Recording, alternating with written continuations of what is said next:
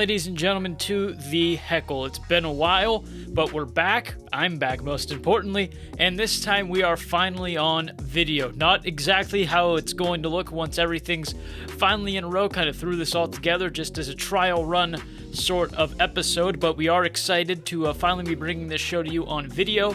As you can see, I got some of my trinkets here up in front of me, but it's not only the video viewers that we care about, we also deeply care about and are deeply appreciative of our audio listeners. So whether you be listening on Spotify, Apple Podcasts, Google Podcasts, or on a local turntable, we really appreciate you for checking out the show and leaving a like or subscribing if you feel so inclined to do so. Anyway, I'm Nick Hedrick. Not sure if I got that in there with everything else we had going on getting into this show, but really excited to be back. Really excited about the start of the NFL season, which is our second topic of discussion today. But our first topic of discussion is going to be something that I'm admittedly a little late to the party on due to my work schedule this week. Couldn't really sit down, record everything, and get all my thoughts out earlier. Plus, I wanted to wait till a little closer to the start of the NFL season. But regardless, we're here now, and we are here to talk about targeting in the game of college football. Joel Klatt had a beautiful rant about it after an incident in the Penn State and Wisconsin game last Saturday.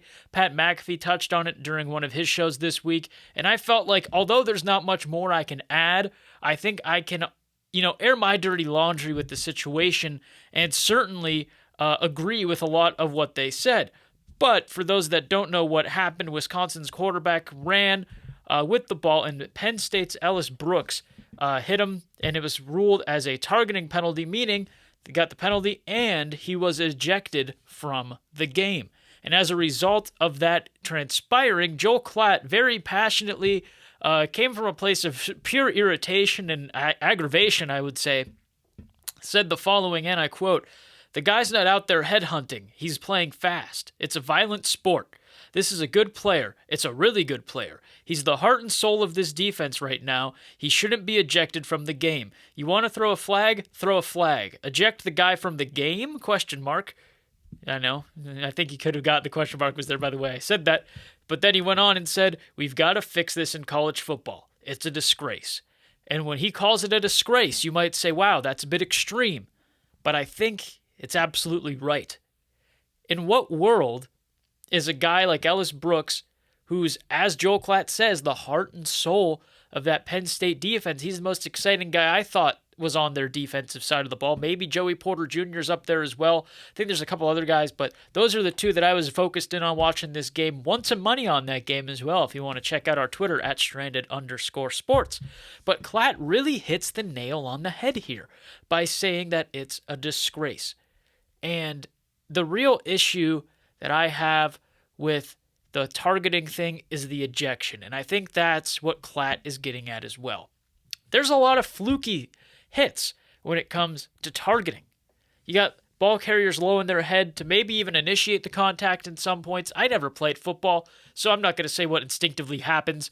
But, sometimes ball carrier lowers their head bracing for the impact. Sometimes maybe even draw in a penalty of those sorts. And it ends up becoming a helmet-to-helmet hit. And as Klatt mentions as well, it's very unlikely, it's highly unlikely that unless there's a bitter blood feud between the guy with the ball and the defender, in what world would a guy that's trying to get drafted, trying to prove that maybe he's a perennial first-round pick, a guy that's trying to prove that he can really play at the next level by excelling at the college game, in what world is he going to say, okay, I'm going to go out and start headhunting people. I'm intentionally going to rock this guy by initiating contact with my helmet. I don't think that's going to happen.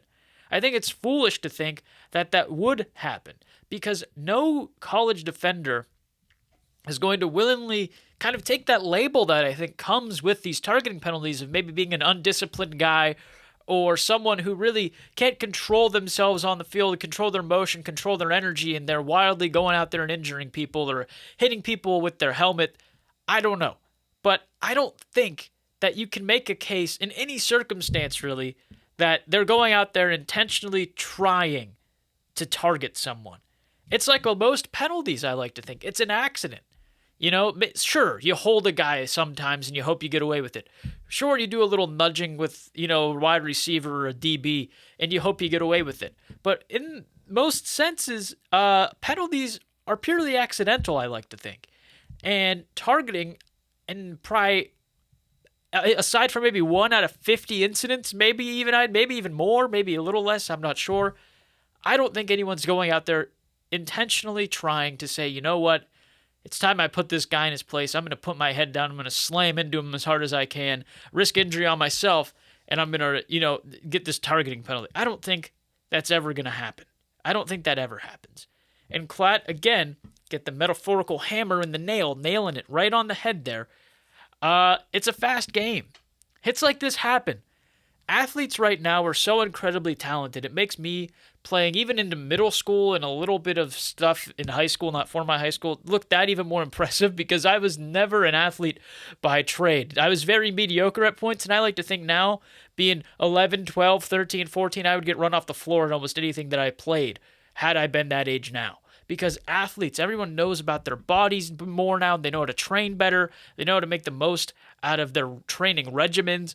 And these guys are super athletes even at the college level at this point, I think, due to all the coaches they have going in there and helping them develop their game, and all the AAU coaches and travel coaches and high school coaches going throughout. These guys know how to take care of their bodies. They know how to be fast. They know how to be, well sculpted, and they know how to really get in there and be aggressive and use their, athletic skill for the best. And in this case, you have a guy who's very talented going out there, making some contact, and he gets a targeting penalty.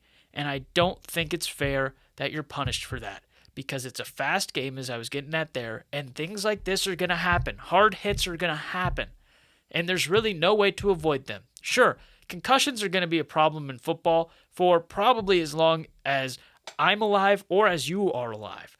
But trying to take these precautions is something that should be taken very seriously. It's something that they should be looking into, developing. How can we make this game safer? You're not making the game safer, and you're potentially pushing fans away by saying, we're going to kick out one of the most exciting players on the field right now because of one fluky little incident. As Klatt says, fine, give him a penalty. But ejection is preposterous. It's beyond preposterous. As he says, it's a disgrace. And in no way should you get ejected. If it happens 3 times, maybe, okay, maybe 2, 3 times, all right, maybe we have an issue. But one rare occurrence, I don't think that makes any sense. It makes no sense to me, and it never will make any sense. And I think on top of a laundry list of other things that need to be fixed in the game of college football, I think this is right up there with them. Because there's no way young men like this should be having their potentially careers ruined, their seasons ruined, their games ruined for something like this. It's pitiful. What's not pitiful is the NFL season coming back. Because last night's game between the Tampa Bay Buccaneers and the Dallas Cowboys exceeded probably every expectation that we could have had. This felt like a playoff game, and I know that's something everyone turns to when there's a game that's really good and the atmosphere is good and you're all excited. Oh, it felt like a playoff game, but this really did. Back and forth, a lot of fun to watch on offense, both sides, of course. The first thing I'm going to say is Ezekiel Elliott. What the hell, man? 11 carries for 33 yards, I think it was? What's going on here? They never really gave him a chance to get into a rhythm from what I saw. I was kind of half watching the game while I was doing some work separately, but then I focused in towards the end of the game there and saw him have a couple very meh carries at best. Really weird. Never seemed like they tried to get him in a rhythm. Never seemed like he could get going when they did give him a couple carries in, a possession or so. Really weird. And I hope that whatever's wrong gets figured out. Granted, Tampa Bay's probably got a top 5 defense in the entire NFL, so it's not like everyone should be raising the red flags like it's the Jolly Roger at the 50 Pirates games they're going to win this year. But I think it's definitely a cause for concern because if you have someone who's considered to be an elite running back the way that Ezekiel Elliott is, you have to be able to perform against these elite defensive teams like the Tampa Bay Buccaneers, and the fact that he's not doing that is a little suspicious. It's a little off-putting, especially when you have someone like Dak Prescott, who's just coming off a huge ankle injury that sidelined him for almost all of last season, and there were questions about his mobility, what he'd be able to do going into last night's game. I think last night was a real chance for Zeke to say, I can really take this workload. If Dak's, a little dinged up, if Dak's a little concerned, I can hold up my end of the bargain. I can make this running game look viable. And it really never did when he was back there. It looked like he was lost. He really couldn't get anything going. And it pains me to say this because Ezekiel Elliott is one of my favorite players to watch when he's healthy, when he's doing well. And he wasn't doing very well last night. So that's my first real takeaway from this game yesterday is what's going on with Ezekiel Elliott. The second thing that I think we could all take away from yesterday's game is that Dak Prescott looked pretty good. Again, didn't watch super closely, watched a few possessions closely, intently, caught the end of the game, of course, very, analytically watching it, but Dak never looked really out of it. He moved around pretty well. He scrambled a couple times with reckless abandon. Didn't really look like he was concerned or hesitant to, break through and make a move, which was really encouraging to see. Colin Cowder, I was watching earlier today, said it didn't look like he had a lot of conviction on some of his throws. I think that's a confidence thing. You got to let it get back in, the confidence, have it reinstilled in you almost. But right from the get-go, when he threw that opening pass to Amari Cooper, kind of set the tone of, all right, I'm back. All the doubters can settle down. I'm getting into it. I'm finding my top guy, and we're going to get this ball moving. And get the ball moving they did, because as I said, Zeke was really non-existent yesterday. You could put anyone in there and probably replicate what Zeke did. And so Dak really made use of Michael Gallup, CeeDee Lamb, and of course Amari Cooper, as I said. And they had that offense running pretty smoothly. And I question, is that the best offense in that division now? Because that division's up in the air. And I think, some people have been saying Washington, but I'm not sure. Washington's got a really good group of guys. They got Gibson, they got McLaurin, they got guys like Chase Young. Are they mature enough yet? Yeah, they have Ryan Fitzpatrick, maybe arguably one of the most mature guys in the league in terms of age and experience. Not as much as Tom Brady, though, of course. But are they really ready to make that leap yet? Are they ready to, establish themselves as division winners? They've showed signs of it before. A lot of these guys have shown really good flashes, really shown what they can do against some really good NFL teams. Gibson's performance on Thanksgiving last year was phenomenal. I believe he had a couple touchdowns in that one. Not off the top of my head. I know he had one really impressive touchdown run. But that's a bit far gone now for a game that I truly didn't really care about, aside from the $5 I threw on it. But, these are guys that have proven now that they can play. But is the division Washington's? I'm not sure. And I'm also not sure if anyone's offense is better than that of the Dallas Cowboys in that division. But yeah, what a game this was. Tom looked terrific. Tom Brady, anyone that you listen to, I'm sure I'm not the only person you listen to, is going to tell you how good Tom Brady looks, so I'm not going to sit here and hamper on it. And what a receiving core he's got there, too. Antonio Brown looks like he hasn't missed a beat. Gronk looks non-lethargic anymore. He looks, limp. He looks nimble. He looks quick. Looks really good. Godwin looked good, and Mike Evans was there. He played the game. Running-wise, they didn't look too good either. If you were a fan of a good run game, last night's game was not for you. But other than that, I don't see who's going to beat Tampa in the NFC. I really don't. Everyone's getting really high on the Rams now that they've added Matt Stafford. I think that helps them maybe for a deeper playoff run. But I'm not sure if I could chalk them up as the Super Bowl contender everyone's making them out to be. I love Matt Stafford. I love the story. And I hope maybe that he can get a chance to play with the forward ring now with the real football team. But I'm not sure if I'm buying the hype that everyone else is, funneling into this. Moving forward in NFL talk, Baltimore has dealt with a significant amount of running back injuries all throughout the off season, and now Justice Hill and Gus Edwards have joined that group. And as a result, we've got Le'Veon Bell, Devonta Freeman, and Latavius Murray all signing within the last couple days. Just crazy veteran presence they're bringing in. Two of them, I believe Freeman and Bell were practice squad contracts, and that Freeman's assumed they're going to bump him right up to the main roster. But just absolute insanity now. Wondering what's going to happen with Baltimore this season with all these injuries.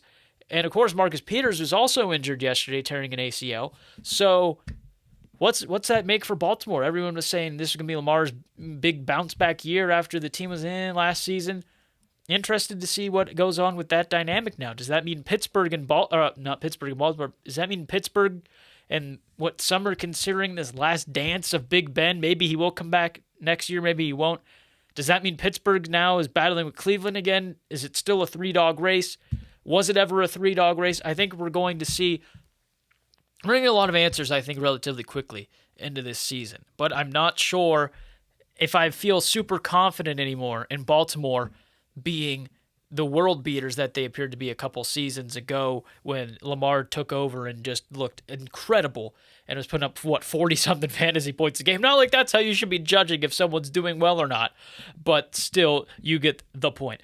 Also in the AFC North, TJ Watt finally signed an extension, highest paid player, defensive player at least, I believe, and the entire NFL. Thankfully, the Steelers got that done. Everyone was clamoring, come on, let's sign him. You got Cam Hayward, Joe Hayden, a bunch of other guys. Ben said he took less money so they could afford to sign guys like him, Minka. Yeah, it's about time we got that done. We got that heart rate back to normal over here in Erie. But thankful that TJ Watt's going to be around, and now it's time for them to sign Minka. Those are two guys that if you want to build for the future when Ben's gone, you need to have some set pieces, some set faces of the franchise, and you got two of them right there on that defensive side of the ball. So the longer that they can keep both Minka and TJ Watt around, the better. Now we got I'm sorry, I broke the first rule of everything I was taught in journalism school. Not we. Sorry, Dr. Moretti, if you're watching. Now the Steelers have to focus on building that offensive line. And I really hope, and I'm going to make the prediction, that Najee Harris pushes every doubter to the side. Everyone that doubted, why aren't they taking an offensive lineman? I think Harris is going to prove that because he's going to win AFC Rookie of the Year. Trevor Lawrence, Zach Wilson, get on out of here. That's my homer pick, Najee Harris, Offensive Rookie of the Year in the AFC. Super Bowl predictions. You want them, don't you? Everyone likes to clip these things and go, look at how wrong you were about this. I'm never going to believe you again. So why not? Bucks beat the Packers, NFC Championship. Bills beat the Chiefs, AFC Championship. I know, is that a little bold? And I'm going to say it. I like Josh Allen, like Stephon Diggs, like a lot of the guys up there at Buffalo. So you know what? Is it wholeheartedly what I believe? Is this the best team? They're up there. They're a top 5 team in the league at the very worst, I think, if there's no injury concerns. That's good enough for me to say it.